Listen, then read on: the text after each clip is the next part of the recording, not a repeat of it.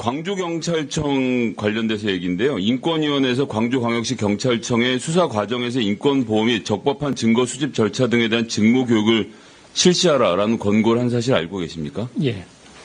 예, 인권위의 사건을 제기한 진정인 보면요. 이 사람이 이제 여자친구를 납치해서 3시간 동안 감금하고 상해와 유사 강간 이런 걸 저지른 혐의로 경찰에서 검찰에 송치됐는데 일단 기소 과정에서 납치가 제외가 됐고요. 재판을 통해서 상해, 유사 강간은 무죄가 됐고 감금이 3시간 중에 4분만 인정됐습니다.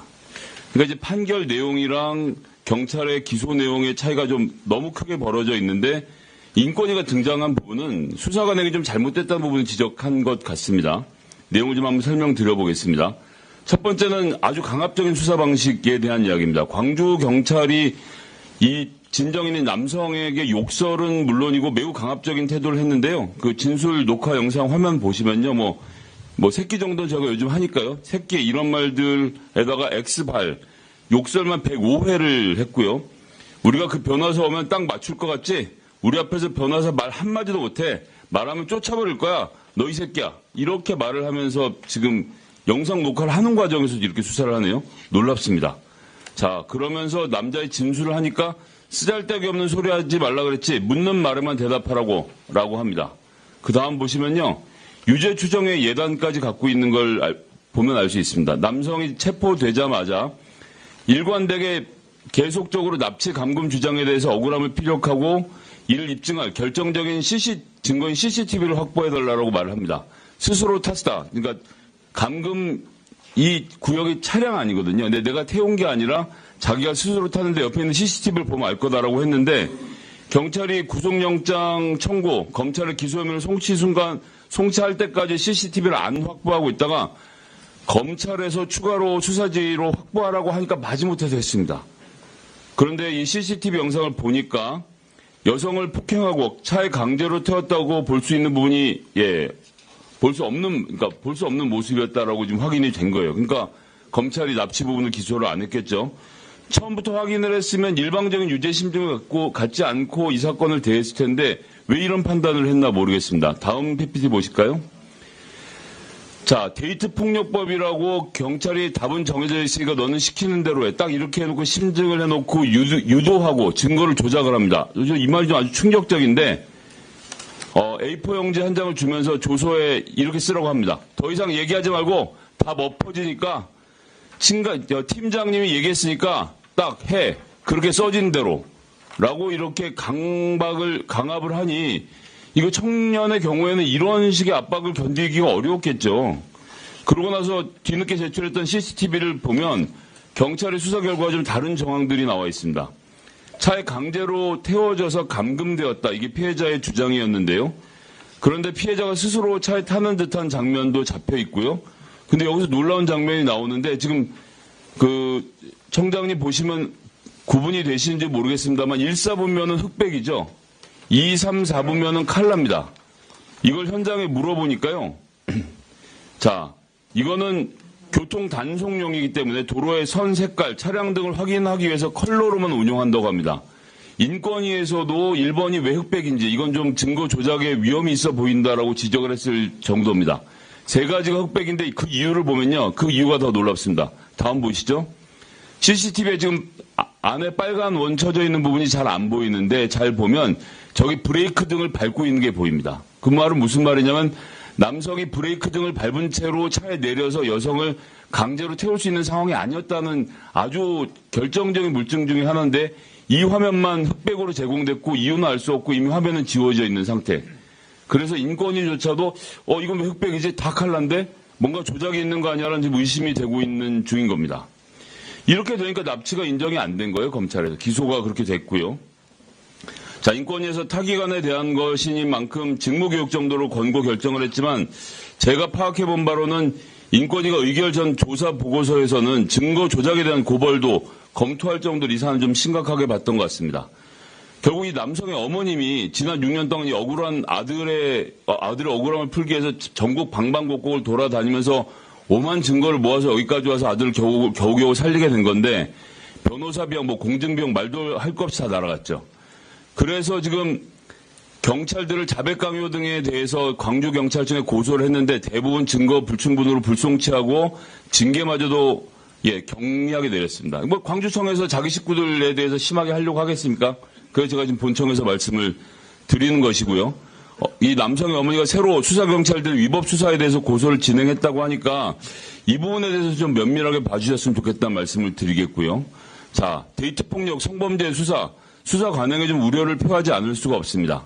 피해자 일관적 진술을 감안해서 유무죄를 판단할 수밖에 없습니다. 이게 딱 두 사람밖에 없는 환경이니까 당연히 그럴 수밖에 없겠죠. 뭐 제가 그걸 부인하고 이걸 그렇게 하지 말자는 말을 하는 건 아닌데, 그런데 올해 6월에 동탄에서 어땠습니까? 동탄경찰서 성범죄 누명 사건 확인하지도 않고 남성을 일단 범죄자 취급을 하면서 떳떳하면 가만히 있어라. 이건 전 뭐 성별의 문제를 보지 않습니다. 그렇게 하는데 결국은 무죄 추정이란 원칙을 무너뜨리고 피의자를 대하는 경찰의 태도를 좀 고쳐야 되는 것 아니냐. 일관된 피해자의 진술은 진술대로 듣되 가해자로 지목된 사람의 계도, 이 사람이 범죄다라는 생각을 가지지 말고 일단 상황을 살펴보는 게 먼저 맞지 않겠습니까? 자, 다음 PPT 보시죠. 이번 사건에서는 수사 대상이 이제 수사 경찰이 남성한테 대통령이 성범죄 엄벌을 하라고 경찰관들에게 말한 거 지금 뉴스에 봤냐?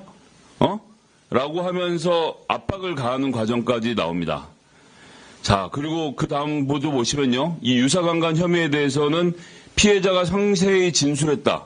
라는 이거 한 줄만 가지고 지금 인정돼서 기소 의견이다라고 해서 넘어갔다가 법원에서 죄다 무죄 판결을 받게 된 것입니다.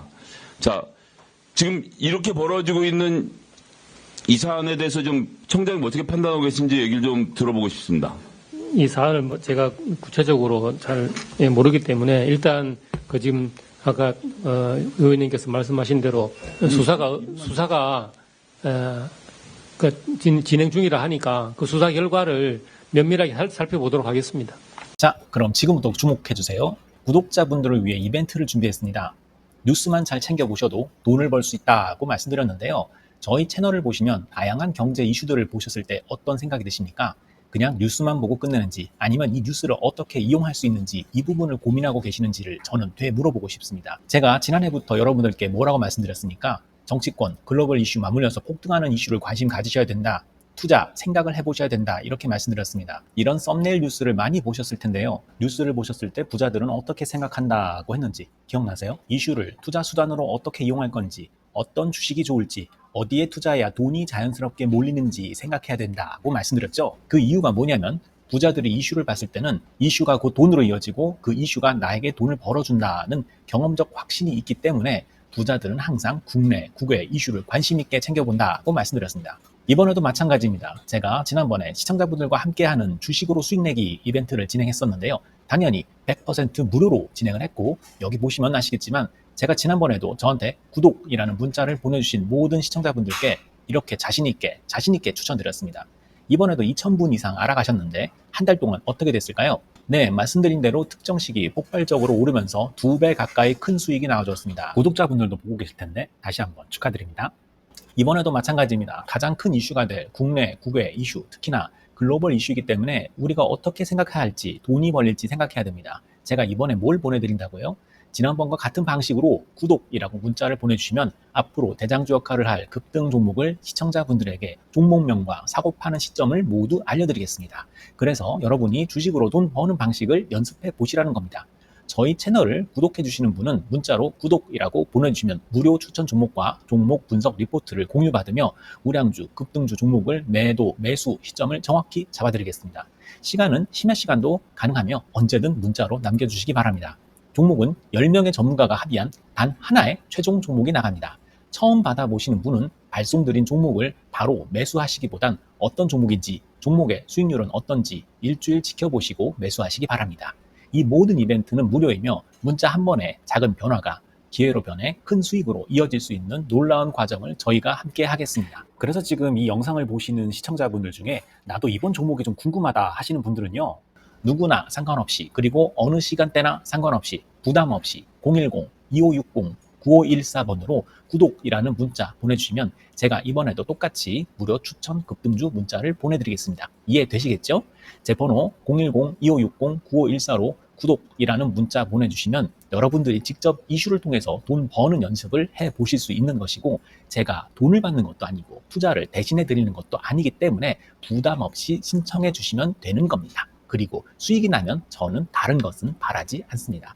제 채널에 구독, 좋아요 한번 눌러주세요. 감사합니다.